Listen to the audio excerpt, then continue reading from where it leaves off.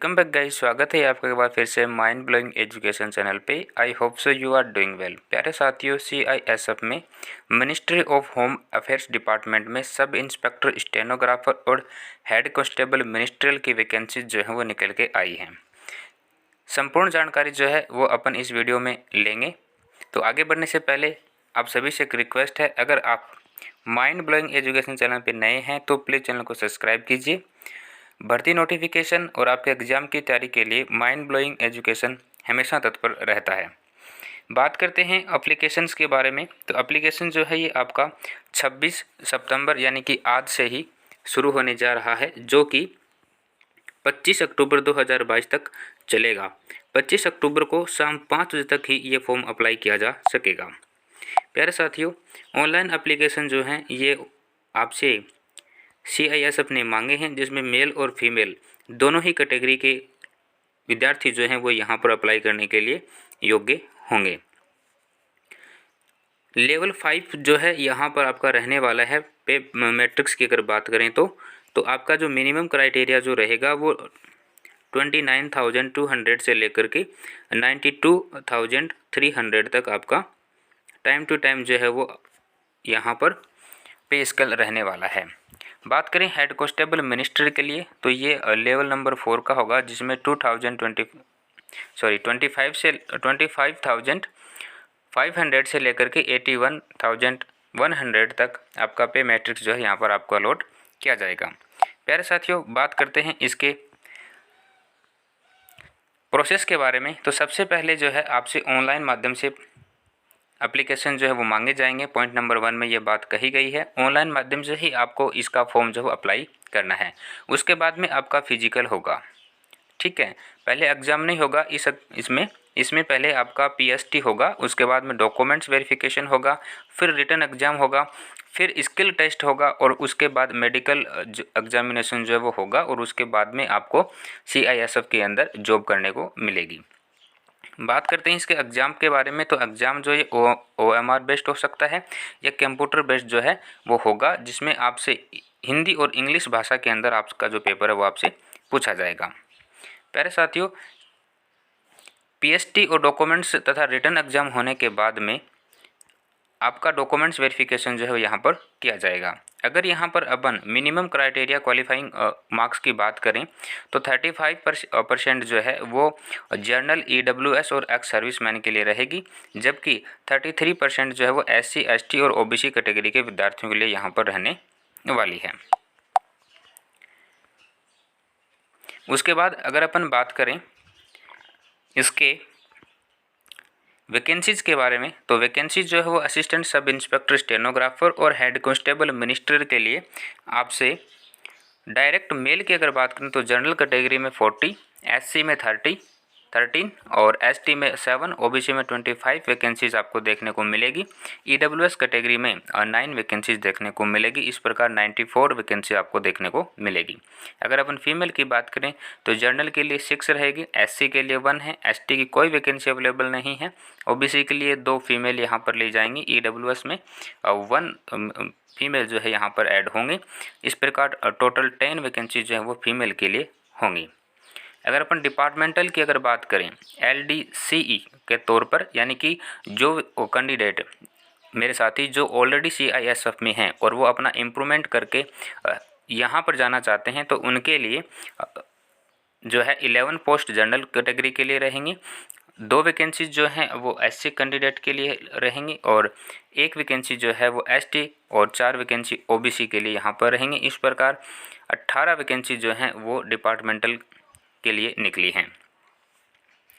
बात करें head constable ministerial के लिए तो मेल विद्यार्थी जो हैं उनमें टोटल नंबर ऑफ वैकेंसीज हैं वो 319 रहेंगी, फीमेल के लिए 36 रहेंगी और डिपार्टमेंटल के लिए 63 वैकेंसी जो है आपको देखने को मिलेगी।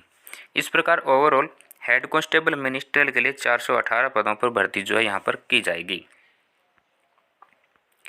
प्यारे साथियों, यहाँ पर अगर अपन और इम्पोर्टेंट महत्वपूर्ण बातों के बारे में डिस्कस करें तो वो आता है एलिजिबिलिटी क्राइटेरिया, यानी कि इसके लिए स्टेनोग्राफर और हेड कांस्टेबल मिनिस्ट्रियल के लिए आपके पास क्या क्या योग्यताएं होना ज़रूरी है। तो कैंडिडेट जो है उसके पास कम से कम 12वीं पास होना ज़रूरी है। किसी भी बोर्ड से हो, इंडिया के किसी भी बोर्ड से अगर उन्होंने 12वीं पास की है तो वो इस फॉर्म को अप्लाई कर सकते हैं। बात करें एज लिमिट के बारे में तो 18 से 25 साल जो है वो यहाँ पर रखी गई है और इसमें आपको जो छूट है वो भी मिलेगी। उस हिसाब से आपका शेड्यूल जो है यहाँ पर बनेगा। आपकी जो एज लिमिट है उसकी जो गणना होगी वो 26 अक्टूबर 1997 से पहले का कोई जिसका बर्थडे जो है वो इस फॉर्म को अप्लाई नहीं कर पाएगा और 2004 के बाद का भी अप्लाई नहीं कर पाएगा। यानी कि 1997 के बाद 26 अक्टूबर 1997 से लेकर के और 25 अक्टूबर 2004 से पहले जिन्होंने भी जन्म लिया है इस पृथ्वी पर वो इस फॉर्म को भरने के लिए योग्य होंगे।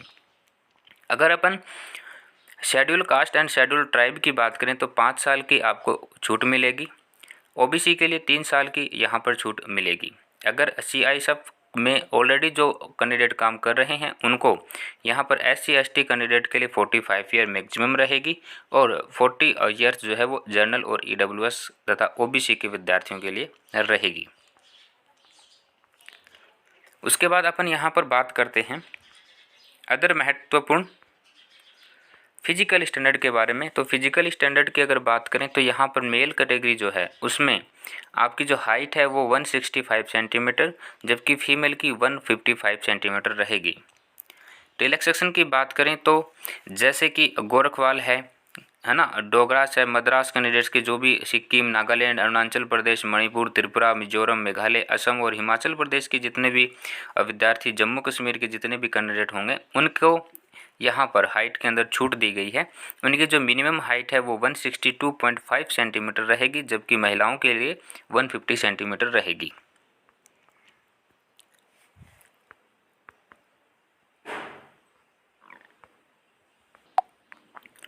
बात करते हैं चेस्ट के बारे में। तो जो मेल कैंडिडेट होंगे उनकी 77 से लेकर के 82 सेंटीमीटर तक यहाँ पर रहेगी जिसमें 77 जो है वो मिनिमम रहेगी जिसमें आपको 5 सेंटीमीटर का एक्सपेंशन जो है वो देना पड़ेगा। फीमेल के लिए अप्लाई नहीं है। उसी प्रकार शेड्यूल ट्राइब्स के लिए 76 से लेकर के 81 सेंटीमीटर यहाँ पर रहेगी। फीमेल के लिए चेस्ट का यहाँ पर कोई रोल नहीं है।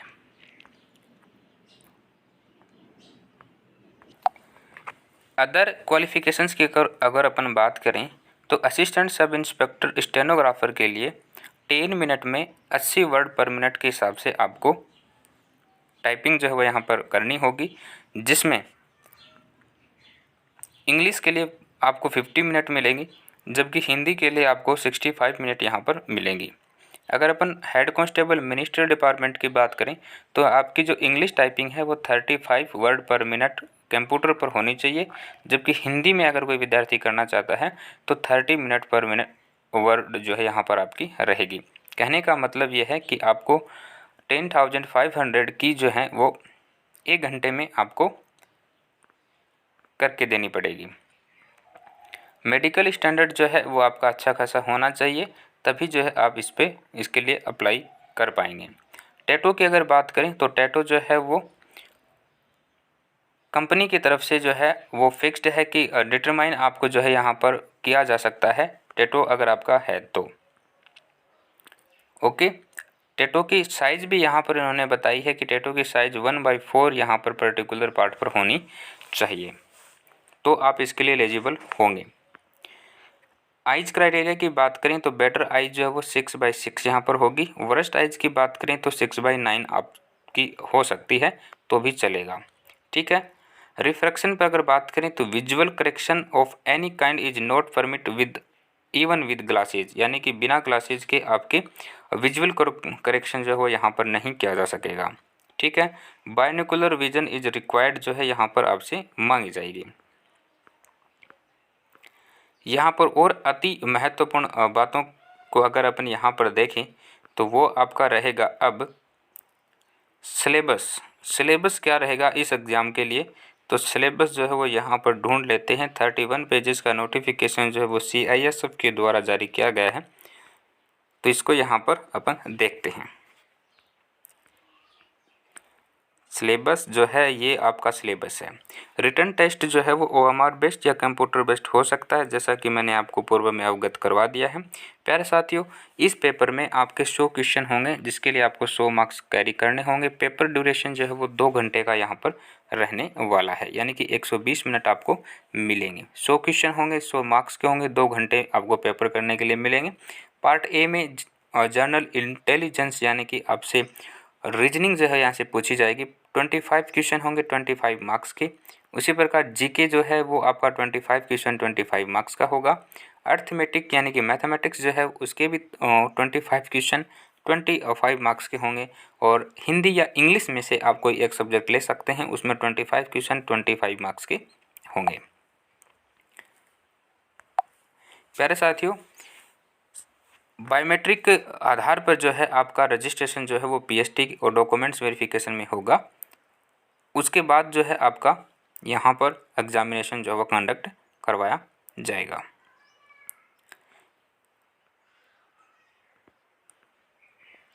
CISF एग्ज़ाम से रिलेटेड महत्वपूर्ण बातें जो हैं वो अपन ने कर ली हैं। यहाँ पर पैरा नंबर 12.2 में एक चीज़ और बोली गई है, वो ये कहा गया है कि the maximum percentage of marks for qualification in written examination, चाहे वो OMR बेस्ड हो चाहे वो CBT मोड पर हो, उसमें अगर UR EWS एक्स सर्विसमैन 35% जो वो मिनिमम क्वालिफिकेशन चाहिए, जबकि SC ST और OBC को 33% यहाँ पर लाने ही होंगे।